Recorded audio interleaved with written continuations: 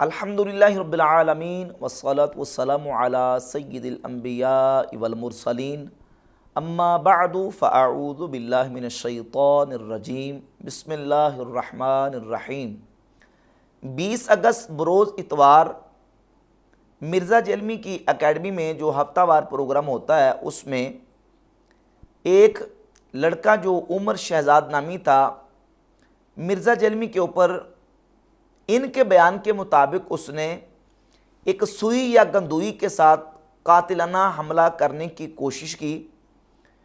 مرزا جیلمی کے فالورز نے اس لڑکے کو پکڑا اور پکڑ کے اس کی پٹائی کی، اس کو مارا اور اس کے قاتلانہ حملے کو ناکام بنا دیا۔ مرزا جیلمی کے اوپر قاتلانہ حملہ کرنے کے لیے جو لڑکا آیا تھا، اس نے سوئی یا گندوئی کے ساتھ قاتلانہ حملہ کرنے کی ان کے بیان کے مطابق کوشش کی، تو مرزا جیلمی کے فالورز اور مرزا جیلمی کی طرف سے اس طرح کی جتنی ایکٹیویٹیز اور اقدامات ہوتے ہیں اس کو علماء کے کھاتے میں ڈالا جاتا ہے کہ علماء نوجوانوں کو موٹیویٹ کرتے ہیں اور مرزا جیلمی کے اوپر قاتلانہ حملہ کرنے کے لیے ابھارتے ہیں۔ اس سلسلہ میں چند گزارشات پیش کرنا ضروری ہیں۔ ان میں سے پہلی گزارش تو یہ کہ یہ بات میں پہلے بھی ریکارڈ کروا چکا اور میں نے اعلیٰ حضرت امام احمد رضا خان محدث بریلی رحمۃ اللہ تعالیٰ علیہ کی عبارات سے یہ بات بالکل واضح کی ہے کہ اگر کوئی شخص ایسا عمل کرتا ہے، قانون کو ہاتھ میں لیتا ہے، کوئی شخص اگر ایسا بھی ہے کہ جو واجب القتل ہے، تو اس کو حکام کے سپرد کیا جائے، اس کو قانون کے حوالے کیا جائے، قانون کو اپنے ہاتھ میں نہیں لینا چاہیے۔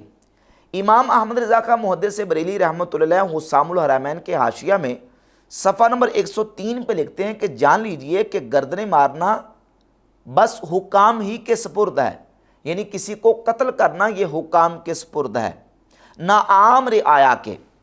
جس طرح آخرت میں عذاب دینا صرف ذوالجلال والاکرام کے ہاتھ ہے، اور لوگ جو سلاطین و حکام کے سوا ہیں ان کا فرض فقط زبان سے اور بیان سے جھڑکنا اور اہل اسلام کو شیاطین کے میل جول سے بچانا ہے اور کام حکام تک پہنچانا ہے۔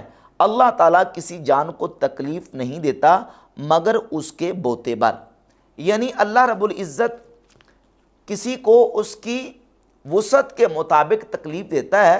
ہمارا کام یہ ہے کہ اگر کوئی شخص اس طرح کی کوئی ایکٹیویٹی کرتا ہے تو اس کو حکام کے سپرد کر دیا جائے، اس کو جو ہے وہ قانونی اس کے حوالے سے چارہ جو کی جائے۔ میں نے یہ بیان 12 مرتبہ دیا اور ریکارڈ بھی کروایا۔ اب رہ گئی بات کہ علماء نوجوانوں کو تیار کر کے بھیجتے ہیں اور موٹیویٹ کرتے ہیں کہ مرزا جیلمی کے اوپر قاتلانہ حملہ کیا جائے۔ دیکھیے، پہلی بات یہ کہ مرزا جیلمی کے اوپر جتنے اس طرح کے اقدامات کیے گئے ہیں، اگر ہم ان کو دیکھتے ہیں تو کوئی سوئی یا گندوئی لے کے قاتلانہ حملہ کرنے کے لیے آیا، کوئی تار لے کے حملہ کرنے کے لیے آ رہا ہے۔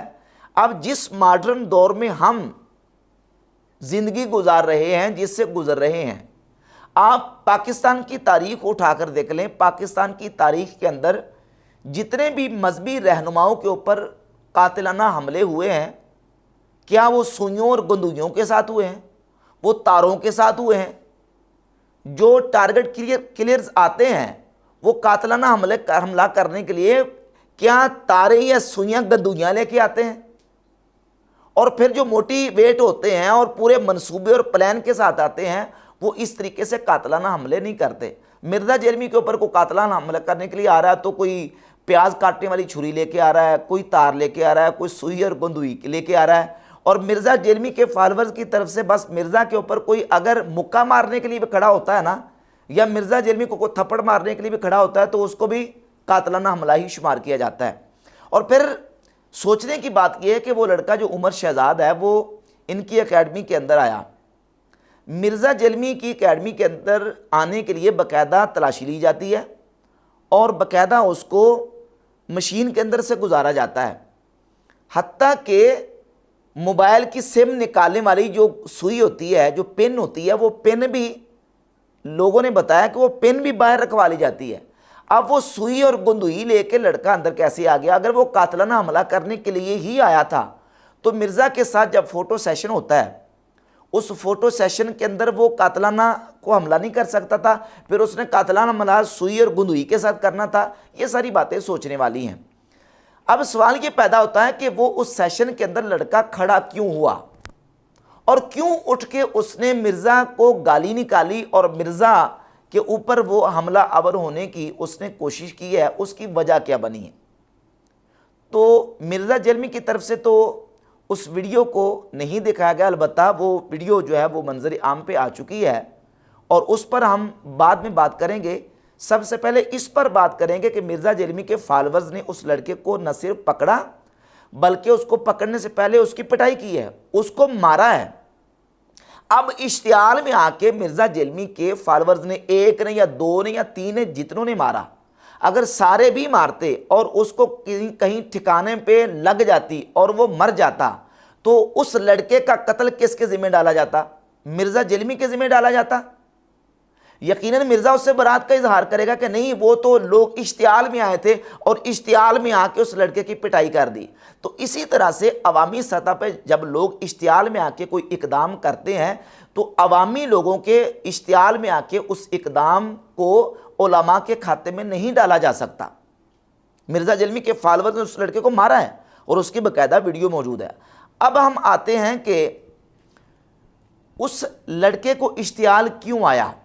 جتنے لڑکے مرزا جیلمی کے اوپر حملہ آور ہوئے ہیں وہ اشتعال میں آ کے ہوئے، کیونکہ مرزا جیلمی اس طرح کے بیانات دیتا ہے، اس طرح کی باتیں کرتا ہے، اس طرح کی سٹیٹمنٹس دیتا ہے جس سے لوگوں کو اشتعال آتا ہے۔ اس سیشن کے اندر بھی مرزا جیلمی نے اہل سنت و جماعت بریلویوں کے حوالے سے یہ کہا کہ یہ بریلوی کتے ہیں۔ کا کتا نبی اسلام کی چرپائی کے پیچھے چلا گیا تھا تو حضرت جبرائیل نہیں آئے تھے۔ نبی اسلام نے کتا پالا تو نہیں ہوا تھا، وہ اسی طریقے سے اندر چلا گیا ایک بریلوی۔ اب وہ لڑکا سامنے بیٹھا ہوا تھا، اس کو اشتعال آیا اور اس نے اٹھ کے کوئی حرکت کرنے کی کوشش کی، جو بھی کی انہوں نے تو اس کو قاتلانہ حملے کا نام دے دیا۔ بہرحال وہ لڑکا اٹھا، کیوں اٹھا، کس وجہ سے اٹھا، اس کو اشتعال کیوں آیا؟ کیونکہ مرزا جیلمی نے اہل سنت و جماعت بریلویوں کو کتے کہا۔ ایک حدیث بیان کر رہا تھا اور اس میں اس نے یہ کہا کہ نبی صلی اللہ علیہ وآلہ وسلم کی چارپائی کے نیچے کتا بیٹھا ہوا تھا، تو جناب جبریل امین علیہ السلام حضور کی بارگاہ میں حاضر نہیں ہوئے کیونکہ حضور کی بارگاہ میں حضور کی چارپائی کے نیچے کتا بیٹھا ہوا تھا، اور اس جگہ پہ اس نے یہ کہہ دیا کہ وہ بریلوی تھا، یعنی بریلویوں کو اس نے کتے کہہ دیا۔ اس لڑکے کو اشتعال آ گیا۔ اب یہاں مرزا جیلمی کے بلائنڈ فالورز وہ کہیں گے دیکھیں آپ کہتے تو ہیں نا اپنے آپ کو سگے مدینہ، مدینہ کا کتا، تو اس کے جواب میں گزارش یہ ہے کہ جو لفظ جس موقع محال پہ بولا جاتا ہے اس کو اس کے موقع محال سے ہٹا کر آپ کسی اور جگہ پہ استعمال کریں گے تو اس کی حیثیت بدل جائے گی۔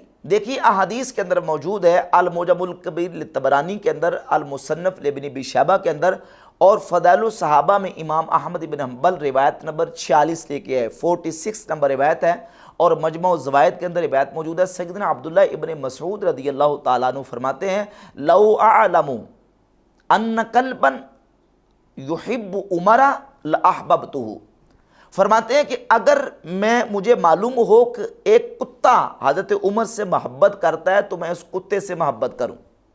حضرت عبداللہ ابن مسعود رضی اللہ تعالیٰ عنہ کا یہ بیان حدیث کی کتابوں کے اندر سند حسن کے ساتھ موجود ہے۔ اب جس موقع محال پہ جس تناظر میں انہوں نے بات کی ہے اس کو اسی موقع محال میں رکھا جائے گا۔ اب اسی حدیث کو لے کے اگر کوئی رافضی کو صحابہ کا دشمن یہ کہے کہ دیکھیے صحابہ تو کتوں سے محبت کرتے تھے، نعوذ باللہ تعالیٰ، حضرت عبداللہ بن مسعود جو ہیں وہ تو کتوں سے محبت کرنے والے تھے، تو اب یہ موقع محال سے ہٹا کر بات کی جا رہی ہے۔ اس انداز سے اگر کوئی بات کرے گا تو اس کی حیثیت بدل جائے گی۔ جس حیثیت سے حضرت سیدنا عبداللہ ابن مسعود رضی اللہ تعالیٰ عنہ نے بات کی ہے وہ سیدنا عمر کے ساتھ محبت کی بنیاد پہ اس حیثیت سے بات کی ہے۔ اور پھر عربی کے اندر، اردو کے اندر تشبیہات، استعارات اور حقیقت و مجاز کا استعمال ہوتا ہے۔ ایک لفظ کو اگر مجازن استعمال کیا جائے تو اس کا معنی اور ہوتا ہے، اور حقیقت میں استعمال کیا جائے تو وہ کسی اور معنی میں استعمال ہوتا ہے۔ اس کے لیے بنیادی طور پر یہ سمجھ لیں کہ تشبیہ کیا ہوتی ہے، حقیقت و مجاز کیا ہوتا ہے۔ لفظ اگر اپنے معنی موضوع لہو میں استعمال ہو تو وہ حقیقت ہوتا ہے، اور اگر اپنے معنی موضوع لہو میں استعمال نہ ہو بلکہ معنی موضوع لہو کے غیر میں استعمال ہو تو وہ مجاز ہوتا ہے۔ اور الحاق امر فی وصف بعادات لغرض، اگر کسی غرض کے لیے کسی خاص وصف کے اندر ایک چیز کو دوسری چیز کے ساتھ، ایک امر کو کسی دوسرے امر کے ساتھ ملایا جائے ادات تشبیہ کو استعمال کر کے، تو اس کو تشبیہ کہتے ہیں۔ جیسے کہا جاتا ہے عربی کے اندر زید کل اسدی، زید شیر کی طرح ہے، زید شیر کی طرح ہے۔ تو اب زید کو شیر کی طرح کہا جا رہا ہے ایک وصف کے اندر، اور وہ وصف ہے شجاعت اور بہادری۔